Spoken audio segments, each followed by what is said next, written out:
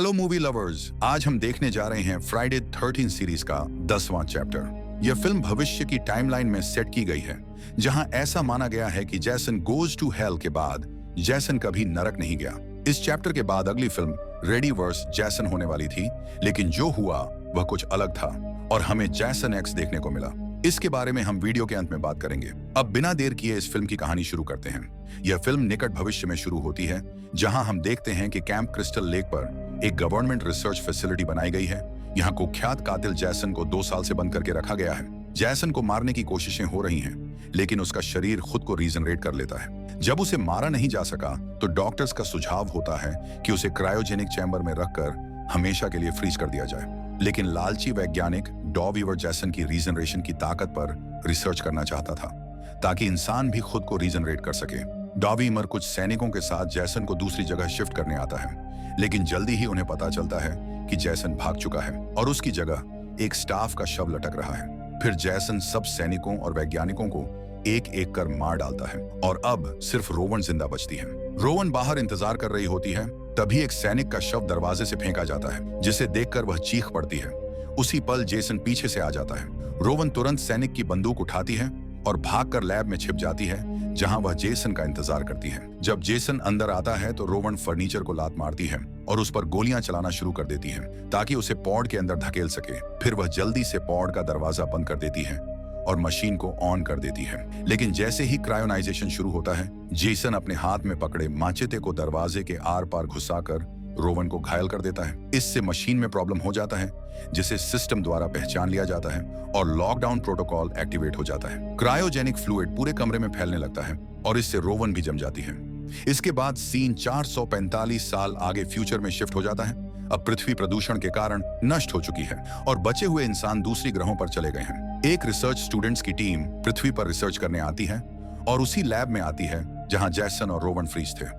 उनका प्रोफेसर कहता है कि जैसन की बॉडी को म्यूजियम में रखा जा सकता है, वहीं रोवन की बॉडी को नैनो टेक्नोलॉजी से वापस जिंदा किया जा सकता है। टीम दोनों शरीरों रोवन और जेसन को अपने जहाज पर ले जाने का फैसला करती है। जब वे जेसन को उठाने की कोशिश करते हैं, वह गिर जाता है और उसका माचेते एजरेल का हाथ काट देता है। सौभाग्य से एंड्रॉयड केम 14 तुरंत उसे एक इंजेक्शन देती है ताकि वह दर्द सह सके। टीम दोनों शरीरों को एक रेत के तूफान से गुजरते हुए शटल तक ले जाती है, जो तुरंत उड़ान भरकर मुख्य जहाज की ओर रवाना हो जाती है। एजरेल को एक हीलिंग मशीन में रखा जाता है और नैनो टेक्नोलॉजी कुछ ही मिनटों में उसका हाथ जोड़ देती है। रोवन और जेसन को अलग अलग लैब्स में रखा जाता है ताकि उन्हें जगाया जा सके, लेकिन उससे पहले कुछ परीक्षण किए जाते हैं। स्कैन देखकर टीम हैरान रह जाती है कि जेसन इतना छोटा दिमाग होते हुए भी कैसे काम कर सकता है, जबकि नैनो टेक्नोलॉजी लैब 1 में रोवन के जख्म को ठीक कर रही होती है। लैब 2 में एड्रियन जेसन के दिमाग का सैंपल लेने के लिए उसे चुभौती है। जब रोवन पूरी तरह ठीक हो जाती है, वह होश में आती है और घबराकर लो को एक थप्पड़ मार देती है। लो उसे पूरी स्थिति समझाता है, जिससे रोवन शांत तो हो जाती है, लेकिन यह जानकर चौंक जाती है कि वह भविष्य में है। बाद में लो अपने ऑफिस में जाकर सोलारिस रिसर्च स्टेशन को कॉल करता है और रोवन व जेसन की फाइलें भेजता है, इस उम्मीद में कि उसे इससे पैसे मिलेंगे। 400 साल पुराने किसी व्यक्ति को पुनर्जीवित करना अब कोई बड़ी बात नहीं है, क्योंकि अब हर कोई ऐसा कर सकता है। इसीलिए रोवन किसी को दिलचस्प नहीं लगती, लेकिन जेसन अभी भी भविष्य में बदनाम है और लो उसे एक आकर्षण के रूप में बेचने के लिए तैयार हो जाता है। दूसरी ओर एड्रियन जेसन का मास्क हटाती है और उसका विकृत चेहरा देखकर चौंक जाती है, इसलिए वह तुरंत मास्क वापस पहना देती है और सैंपल पर ध्यान केंद्रित करने लगती है। उसके पीछे जेसन धीरे धीरे पिघलना शुरू कर देता है। इस दौरान एक कपल रोमांस कर रहे होते हैं और उनकी आवाजें जेसन को पूरी तरह से जगा देती हैं। जब एड्रियन पीछे मुड़ती है, वह जेसन को टेबल पर नहीं पाती। अचानक जेसन उसके पीछे आता है और उसे उठाकर कमरे के पार फेंक देता है। एड्रियन कांच की दीवार से चिल्लाकर अपनी कॉलीग को चेतावनी देने की कोशिश करती है, लेकिन वह उसे सुन नहीं पाता और जेसन एड्रियन को पकड़कर उसका सिर लिक्विड नाइट्रोजन में डालकर तोड़ देता है। इसके बाद जेसन एक हथियार उठा लेता है। जब रोवन को पता चलता है कि जेसन भी लाया गया है, तो वह घबरा जाती है, लेकिन प्रोफेसर उसे यकीन दिलाता है कि जेसन मर चुका है। लेकिन रोवन अभी भी डरी हुई थी और सबूत मांगती है। वे लैब 2 में जाते हैं और एड्रियन की लाश पाते हैं, जिसके बाद उनका लीडर लॉकडाउन घोषित करता है और सभी को लैब 1 में छिपने के लिए कहता है। कुछ छात्र बाहर निकलने की तैयारी करते हैं, लेकिन तभी जेसन दरवाजे पर आ जाता है और तुरंत ही उन्हें मार डालता है। जेसन एक वर्चुअल गेम रूम में जाता है और वहां गेम खेल रहे 2 लड़कों को असल में भी मार देता है। प्रोफेसर जैसन से पैसे का लालच देकर उसे मारने से रोकने की कोशिश करता है, लेकिन जैसन उसे भी मार डालता है। अब बचे हुए लोग स्पेस स्टेशन की ओर भागते हैं, लेकिन जैसन पायलट को मार देता है और शिप क्रैश हो जाती है, जिसमें 20,000 लोग मारे जाते हैं। जैसन प्रोफेसर को भी उसके ही चाकू से मार डालता है। अब केवल 8 लोग जिंदा बचते हैं। वे भागने की योजना बनाते हैं और सूर्यान अपनी रोबोट गर्लफ्रेंड को अपग्रेड करता है ताकि वह जैसन से लड़ सके। शिप में शॉर्ट सर्किट होने लगता है और जैसन क्रंच को करंट से मार देता है। नूरा एक शटल में होती है, लेकिन जैसन उसे भी उड़ा देता है।